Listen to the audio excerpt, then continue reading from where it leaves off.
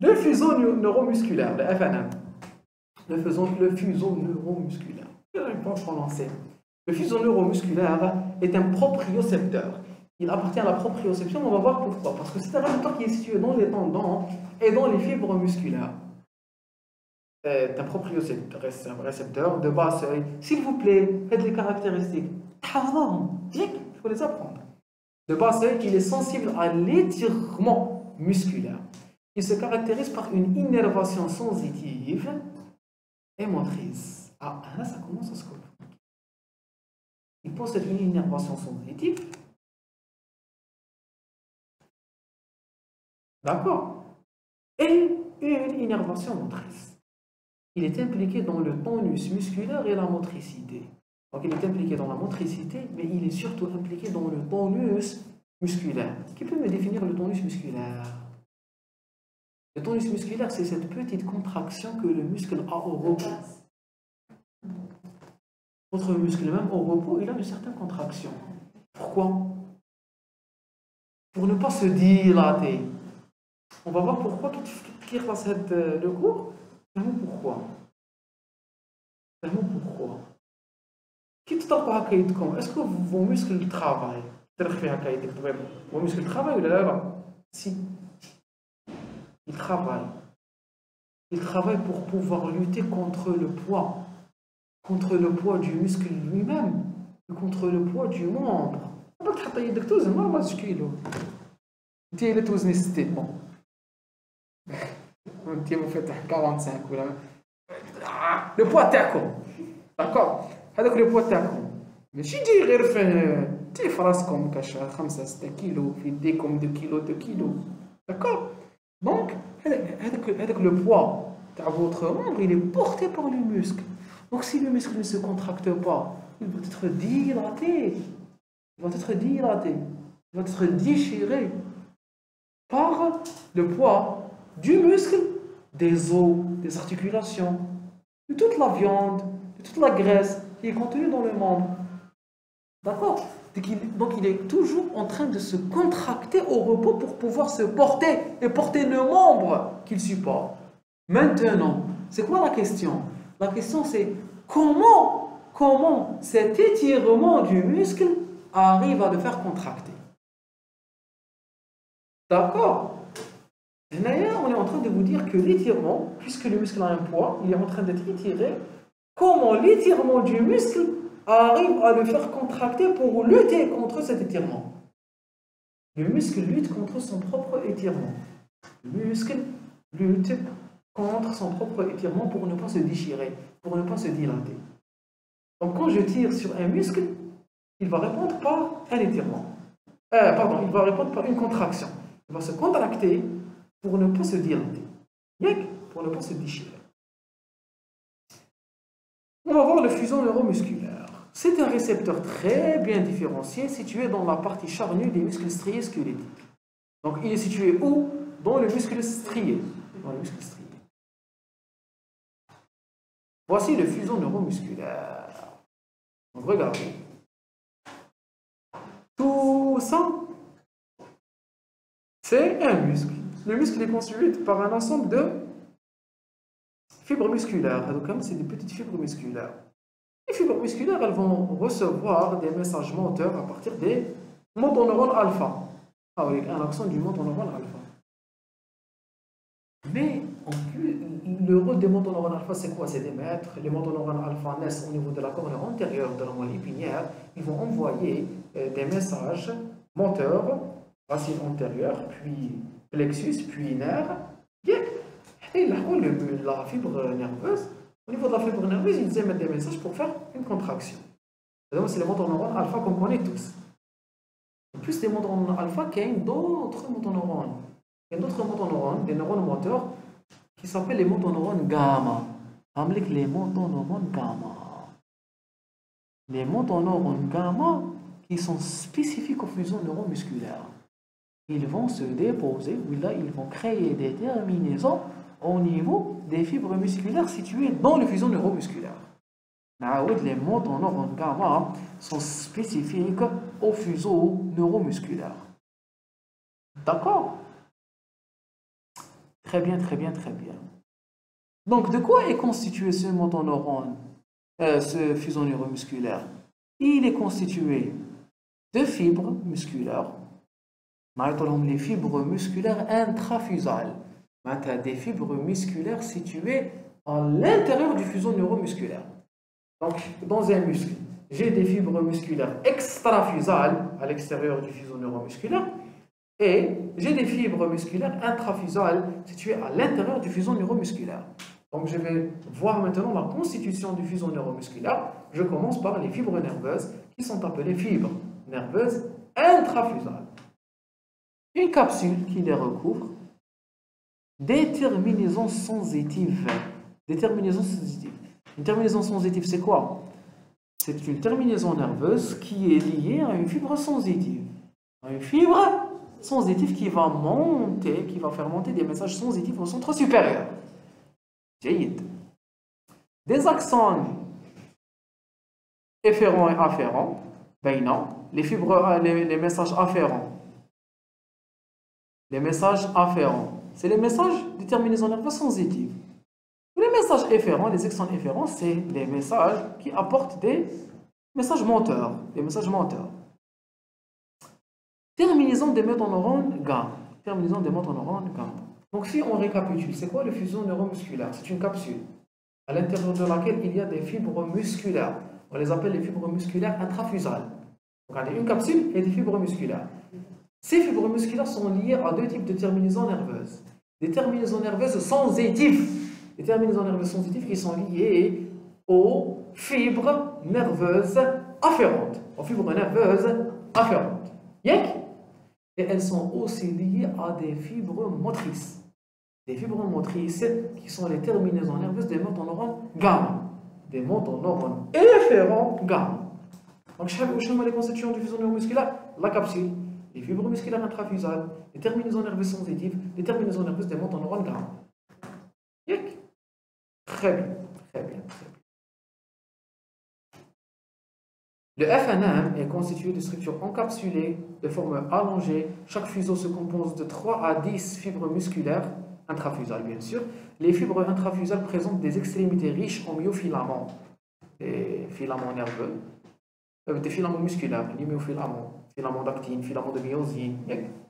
Elles sont donc contractiles. C'est une fibre musculaire, elles se contractent. Par contre, la partie équatoriale est dépourvue de myofilaments. Donc, gardez cette structure en tête. Les fibres nerveuses, les fibres motrices, les fibres musculaires, elles ont une certaine organisation, de sorte à ce que les filaments contractiles sont situés dans les périphéries, et non pas dans le centre. Les fibres contractiles sont situées dans la périphérie, dans les extrémités, et non pas dans la plaque, dans la région équatoriale. On distingue deux catégories de fibres intrafusales. Les fibres à sac nucléaire, dont les noyaux sont localisés au niveau de la partie équatoriale, ou les sacs, à la sac nucléaire, ou les fibres à chaîne nucléaire, dont les noyaux sont disposés tout le long de la fibre. Donc j'ai deux types de fibres musculaires. Les fibres dont les noyaux sont situés juste dans la plaque équatoriale, dans la région équatoriale, sous forme de sac, ou d'autres fibres motrices, d'autres fibres musculaires, dont les noyaux sont organisés le long de la fibre musculaire et que j'appelle les fibres à chaîne nucléaire. Donc, selon l'organisation des noyaux, j'ai deux types de fibres musculaires à l'intérieur du fuseau neuromusculaire. Selon le type d'organisation du noyau, j'ai deux types d'organisation. Les fibres musculaires à sac, dont les noyaux sont situés au niveau de la région équatoriale, et les fibres musculaires à chaîne, dont les noyaux sont organisés le long de la fibre musculaire. D'accord? Grâce aux études physiologiques, on a pu distinguer deux types de fibres à sac nucléaire qui sont soit dynamiques, soit statiques. Donc, on a des fibres musculaires. Fibres musculaires intrafusales. Les fibres musculaires intrafusales, je les ai divisées en deux. Sac nucléaire. Chaîne nucléaire. Les sacs nucléaires, c'est على زوج.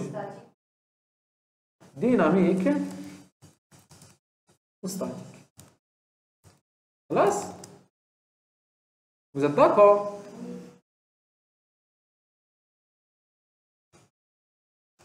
D'accord? Très bien. Oui, les fibres musculaires. Pas les filaments, les fibres musculaires. Les filaments, c'est à l'intérieur des fibres musculaires. Alors, on a déjà fait la périphérie, on a caché la région équatoriale. Très bien. Innervation. Double innervation, comme je viens de dire, sensitive et motrice. L'innervation sensitive est double, assurée par les fibres 1A. Ce sont des fibres myélinisées, de gros diamètre, comme c'est des fibres sensitives. Elles donnent naissance aux terminaisons primaires au niveau des fibres à sac et à chaîne nucléaire. D'accord? Maintenant, dans toutes les fibres musculaires, que ce soit à sac ou là à chaîne. Les fibres 2, elles sont également myélinisées, mais plus petites. Elles donnent naissance aux terminaisons secondaires, presque exclusivement sur les fibres à chaîne nucléaire. En plus de ça, on peut les retrouver les fibres à sac statiques. S'il vous plaît. J'ai deux types d'innervation sensitive. J'ai deux types de fibres musculaires. Les fibres musculaires à sac ou les fibres nucléaires à chaîne. Les fibres nucléaires à sac, je les ai divisées en statique et dynamique. Donc je suis en train de voir l'innervation sensitive des fibres musculaires.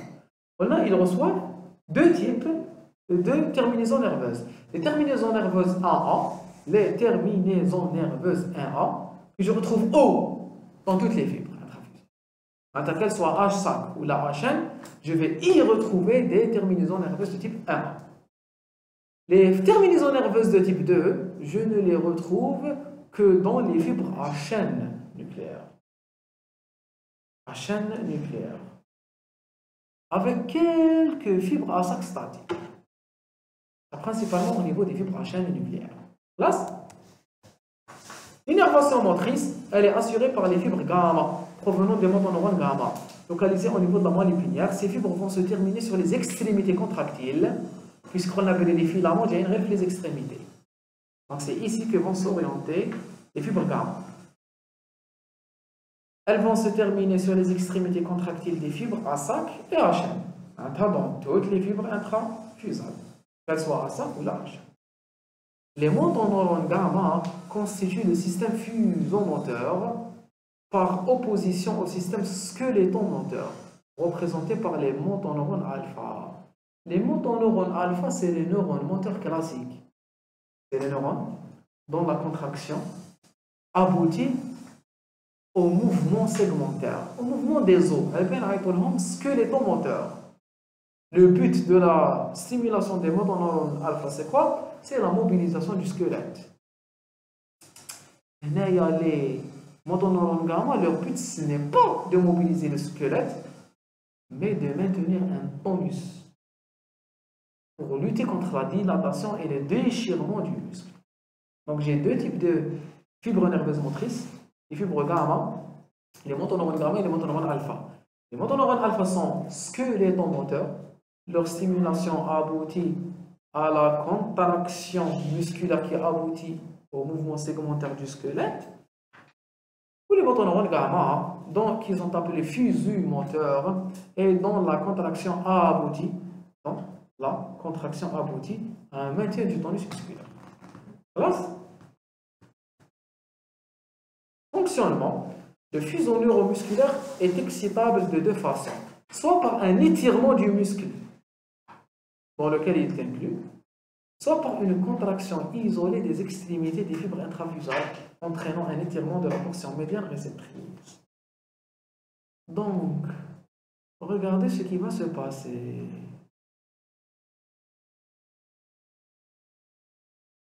Pour que le fuseau neuromusculaire fonctionne, il faut qu'il se contracte. Et il faut qu'il s'étire. Quand je l'étire, il va répondre par une contraction. On va voir en bas comment il s'étire. À la suite d'un étirement musculaire, les extrémités des fibres intrafusales seront étirées à leur tour, puis la partie équatoriale qui sera également étirée, ce qui permet à l'ouverture des canaux sensibles à l'étirement au niveau des terminaisons primaires et secondaires des fibres afférentes. il en résulte un courant entrant, ce qui induit une dépolarisation appelée potentiel récepteur. Ce potentiel récepteur est une réponse locale et graduable. L'essentiel, c'est que l'étirement par la fibre musculaire, il va induire une entrée de cation, une dépolarisation et donc un potentiel récepteur. Le potentiel récepteur est dû à quoi? À l'étirement de la fibre musculaire. Yeah?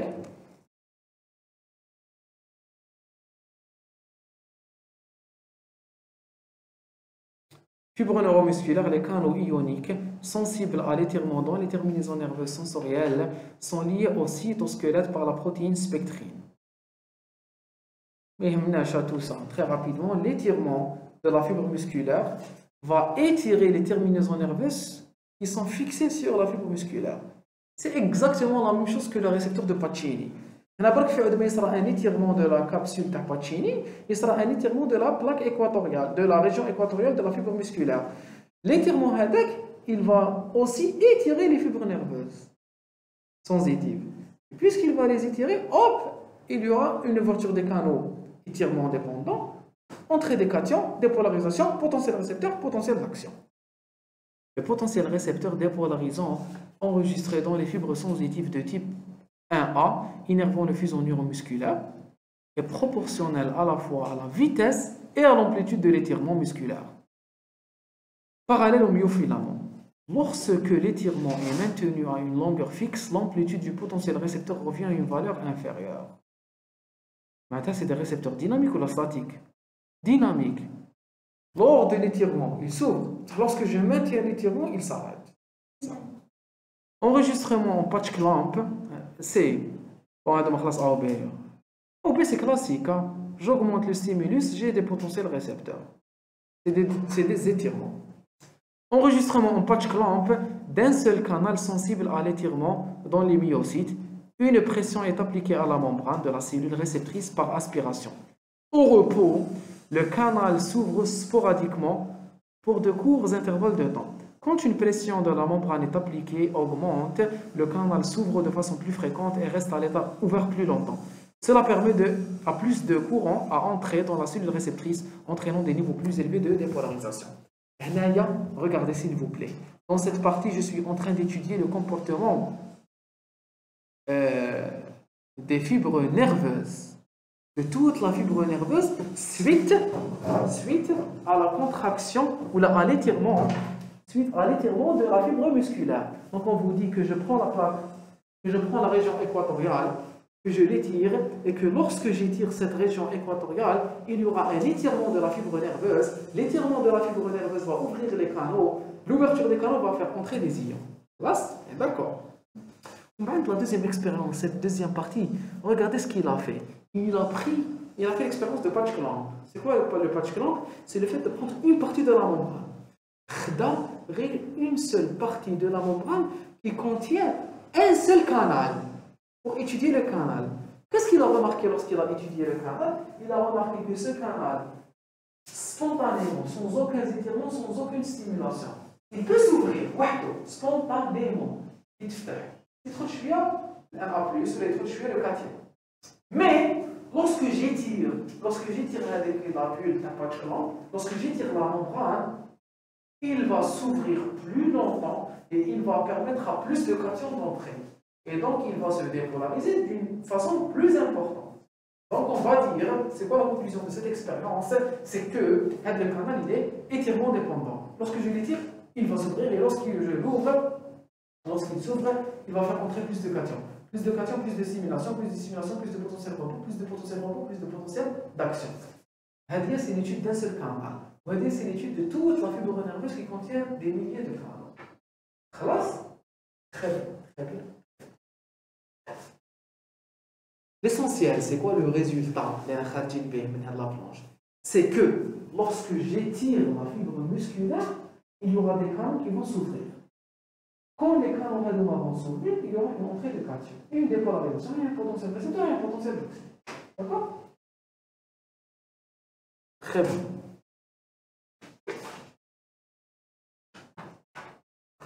Réponse au niveau des fibres sensitives. Si on étire un muscle, à vitesse constante, puis on maintient l'étirement, on enregistre au niveau de la fibre 1A deux types de réponses. Une phase dynamique, au cours de laquelle la fréquence des potentiels d'action est en fonction de la vitesse, puis une phase statique, la fréquence des PA est en fonction de l'amplitude de l'étirement et de son intensité. Donc on vous dit que le potentiel, que le fuseau neuromusculaire, elle a la phase dynamique, comme il est dynamique. Maintenant, on est en train de vous dire qu'il a deux composantes. Il a une composante dynamique au cours de l'étirement. Il a aussi une phase statique au cours du maintien de l'étirement. Maintenant, le fuseau neuromusculaire envoie deux messages. Un message lors de l'étirement, lors de l'augmentation de la vitesse d'étirement, et aussi lors du maintien de l'étirement. Maintenant, c'est un récepteur à la fois dynamique et statique. Dynamique et statique. Il envoie des messages dynamiques et des messages statiques. Donc, les fibres sensitives 1A renseignent le système nerveux sur l'amplitude et la vitesse de l'étirement. Très important à dire.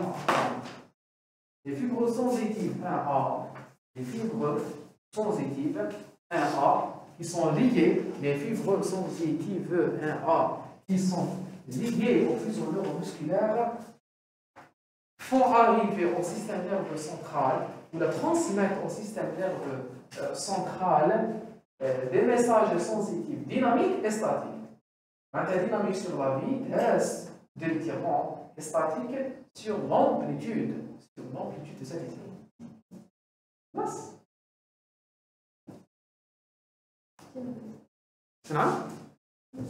Les réponses au niveau des fibres de type 2. Hey, c'est quoi la différence entre le type 1 et le type 2? اللي هضرناهم قبل. Très bien, واحدة نلقاوها في الفيبر مسكولار اشان واساك. و2 ا نلقاوها غير في اشان وقال لكم كانت تلقاوها شوية في اساك ستاتيك. برافو. شفيت عليهم سور. شفيتو كامل عليهم. شفيت طبيبة. Je vais vous poser des questions, je vais vous piéger.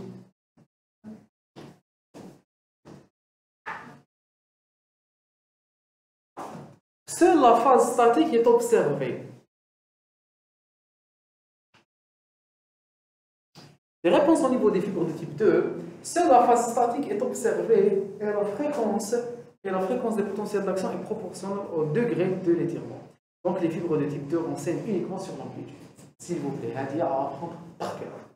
Les récepteurs de type 1A envoient des messages sur l'amplitude et sur la vitesse. Maintenant, ils jouent un rôle. Des récepteurs dynamiques et statiques. Les fibres de type 2 ne renseignent plus sur l'amplitude et jouent le rôle de transmetteur de récepteurs statiques. Les fibres de type 1A envoient des messages statiques et dynamiques. Les fibres de type 2 envoient des messages statiques seulement. Envoient des messages statiques seulement. Dynamique, c'est la vitesse. Dynamique, c'est la vitesse d'installation. Classe?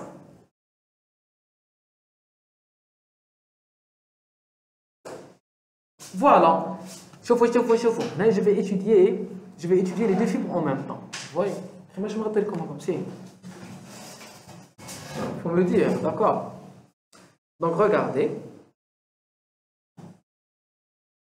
C'est une phase statique, c'est une phase statique et c'est une phase statique. La phase statique, c'est qu'une amplitude, à l'étirement, le degré d'étirement, il est constant.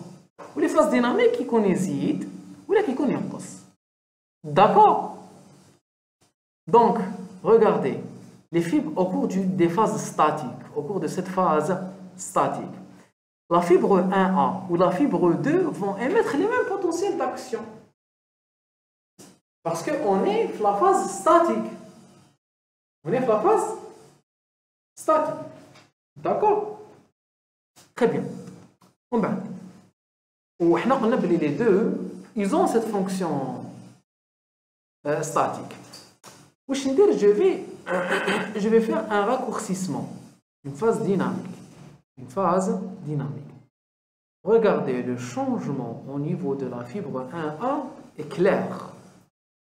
Il y a eu une augmentation de la fréquence des potentiels d'action. Alors qu'au niveau de la fibre 2, il n'y a pas vraiment un changement. Même si on remarque un tout petit changement. Maintenant, hop, une autre phase statique. D'accord? on remarque la même fréquence de potentiel d'action. Ici et ici. S'il vous plaît, donc je connais chater اللي يقول لي علاش au cours de la phase dynamique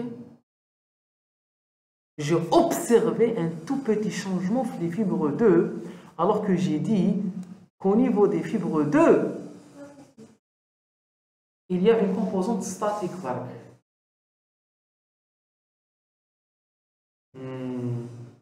Vous avez dit la réponse tout à l'heure. La question. La fibre secondaire de type 2, la fibre sensitive de type 2, elle ne transmet que les messages statiques.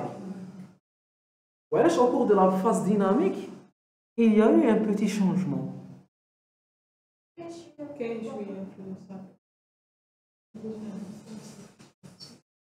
Non, c'est pas à cause de ça.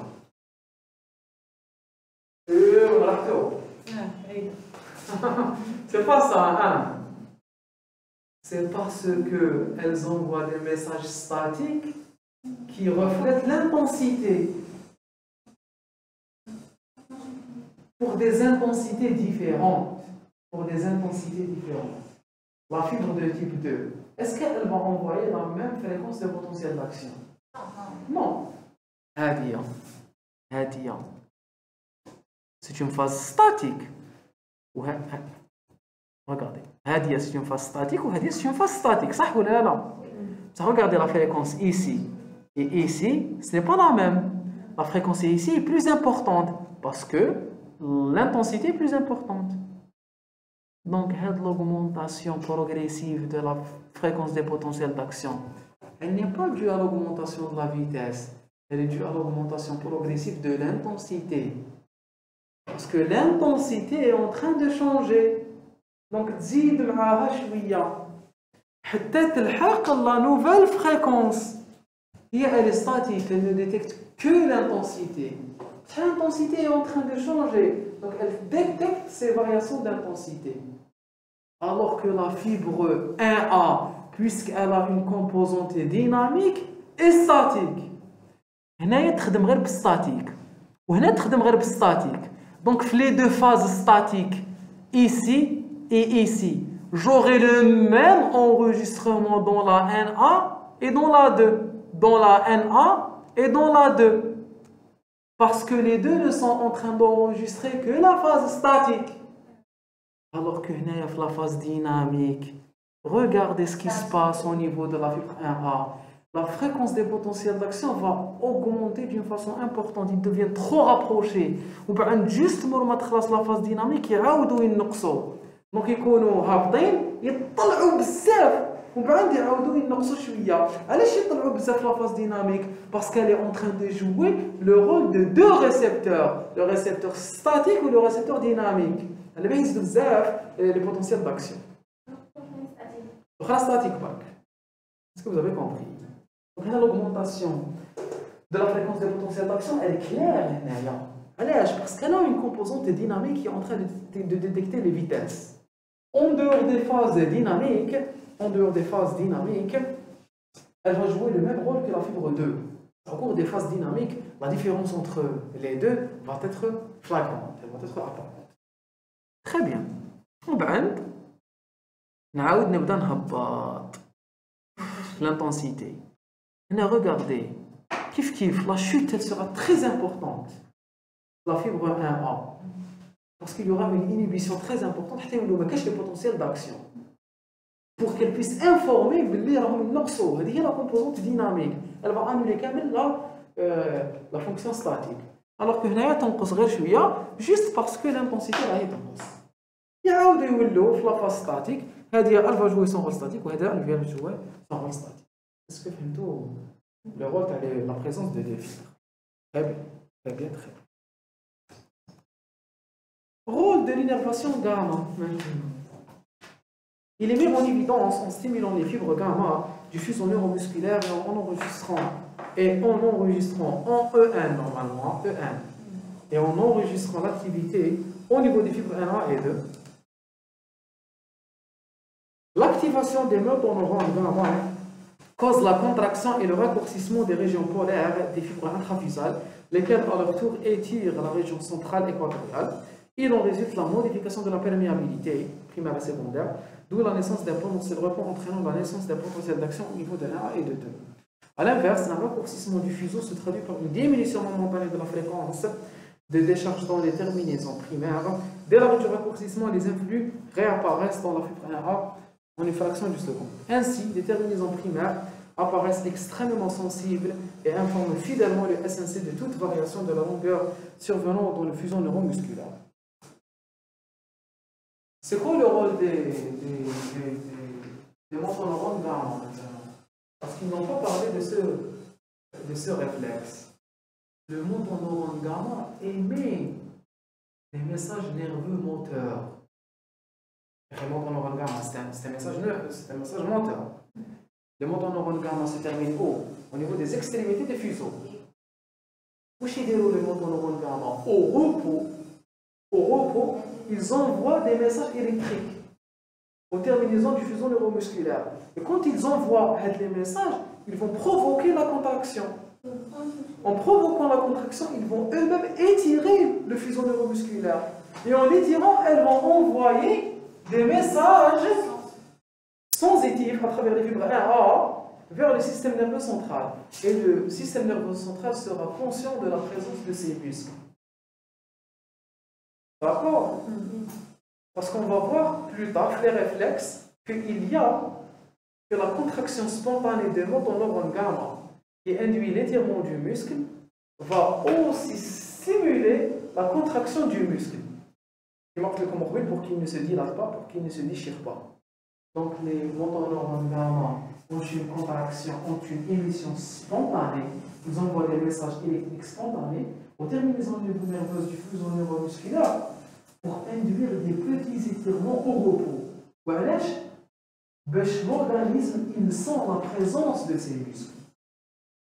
Donc vos muscles sont tout le temps en train de s'auto-étirer. Comment? En contractant les fibres du fuseau neuromusculaire. Comment? Par l'émission spontanée des motoneurones gamma. Madame l'étirement spontané, il va aussi lui-même provoquer des contractions vers les muscles pour lutter contre l'étirement. Qu'on va voir le cours sur les réflexes. D'accord? Mais sachez qu'il y a une contraction spontanée, qu'il y a une émission spontanée de messages électriques par les motoneurones gamma. Ces messages électriques vont être reçus au niveau des terminaisons des fuseaux neuromusculaires. Les terminaisons nerveuses au niveau des fibres neuromusculaires vont induire la contraction des parties périphériques du fuseau neuromusculaire. La contraction de ces partie périphérique va induire la dilatation de la région équatoriale. La région équatoriale contient les terminaisons nerveuses de type 1A, dilatation des fibres de type 1A, entrée de 1A+, dépolarisation, potentiel récepteur, potentiel d'action, montée du potentiel d'action vers le système nerveux central et le muscle est devenu conscient de sa présence. Ou l'organisme est devenu conscient de la présence de son muscle. Est-ce que vous avez compris? Très bien. Très bien, très bien, très bien. Comme conclusion, les récepteurs sensoriels sont des structures nerveuses spécialisées responsables de la transduction, de la traduction de différents stimuli du monde extérieur vers le monde intérieur, organisme humain. Du monde extérieur ou du monde intérieur, on a proprioception et extéroception. De nature physico-chimique, on a un autre langage compris par le SNC, des signaux électriques. Cette opération est appelée transduction, ce qui permet à l'organisme de comprendre ce qui se passe autour de lui pour définir son comportement. Si on était au primaire, qui m'a bloqué, ça aurait été merveilleux. Parce que le primaire, on a la conclusion. Malheureusement, ce n'est pas le cas. D'accord? Vous allez apprendre tous les cours. Voilà, on a terminé ce cours.